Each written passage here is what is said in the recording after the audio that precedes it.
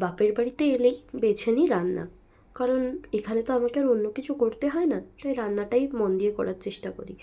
যদিও ভাবছিলাম সবজি অনেক রয়েছে, তো কী রান্না করব, তাই মনে করলাম একটু শুক্তোই রান্না করি। যদিও শুক্তো রান্না করার সমস্ত উপকরণ আমার হাতের কাছেই ছিল। এই যে প্রথমেই কটা বড়ি নিয়ে নিয়েছিলাম, একটু ভেজে নিলাম বড়িগুলো। এরপরে বড়ি ভাজার পরে কড়াইতে ফোড়ন দিলাম রাঁধুনি, দিয়ে ছেড়ে দিলাম উচ্ছেগুলো।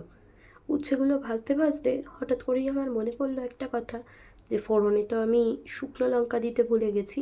তাই উচ্ছেটা ভাজতে ভাজতেই ওর মধ্যে দিয়ে দিলাম দুটো শুকনো লঙ্কা। এরপরে উচ্ছেগুলোকে একটু ভালো করে ভেজে নিলাম, কারণ উচ্ছেগুলো একটু কাঁচা থাকলে না শুক্তোটা খেতে একটু তিতোই লাগে। যদিও শুক্তো আমরা বাঙালিরা একটু মিষ্টি মিষ্টিই খাই, কারণ শুক্তো তো একেবারে তিতো হয় না। যাই হোক, তো উচ্ছেগুলোকে একটু বেশ ভালো করেই ভেজে নিলাম। উচ্ছেগুলো ভেজে নেওয়ার পরে এবার কড়াইতে এক এক করে সমস্ত সবজিগুলোকে দিয়ে দিয়েছিলাম ভাজা করার জন্য। পেঁপে, বিনস, গাজর, এই সমস্ত কিছু কড়াইতে দেওয়ার সময় আমার এই সবজিগুলোকে দেখে এত ভালো লাগছিল, আমার মনে হচ্ছিল আমি সবজিগুলো কাঁচাই তুলে খেয়ে নিই। কিন্তু সেটা তো আমার পক্ষে করা সম্ভব নয়, কারণ কাঁচা সবজি আর যাই হোক আমাদের পক্ষে খাওয়া সম্ভব নয়। আমাদেরকে তো খেতে গেলে সেগুলোকে ভালো করে রান্না করেই তারপরে খেতে হবে। যাই হোক, এরপরে সবজিগুলোকে দিয়ে কড়াইতে একটু নাড়াচাড়া করে নিয়ে কড়াইটা ঢাকা দিয়ে দিয়েছিলাম, কারণ সবজিগুলো সেদ্ধ হতে তো হবে। কারণ আমরা তো সবজি রান্না করছি ঠিকই, কিন্তু সেক্ষেত্রে একটু ভালো সেদ্ধ না হলেও তো খেতে ভালো লাগবে না। যাই হোক, সব কিছু ভাজা হয়ে যাওয়ার পরে এবার কড়াইটা একটুখানি চাপা দিয়ে দেবো ভাজা হওয়ার জন্য। আমি একটু নুনও দিয়ে নিয়েছিলাম, কারণ নুন দিলে ভাজা যে জিনিসটাই আমরা ভাজি না কেন সেটা সেদ্ধ খুব ভালো হয়। এরপরে চলে গেছিলাম মশলা করতে। তোমরা দেখতেই পাচ্ছ এখানে আমি অনেক কিছু নিয়ে নিয়েছি শুক্তোতে দেওয়ার জন্য। এগুলো এবার একটু পেস্ট করে নেব। আমার মশলা রেডি। এরপরে আমি কড়ার ঢাকনাটা খুলে দিয়ে দেখলাম সবজিগুলো সব সেদ্ধ হয়ে গেছে।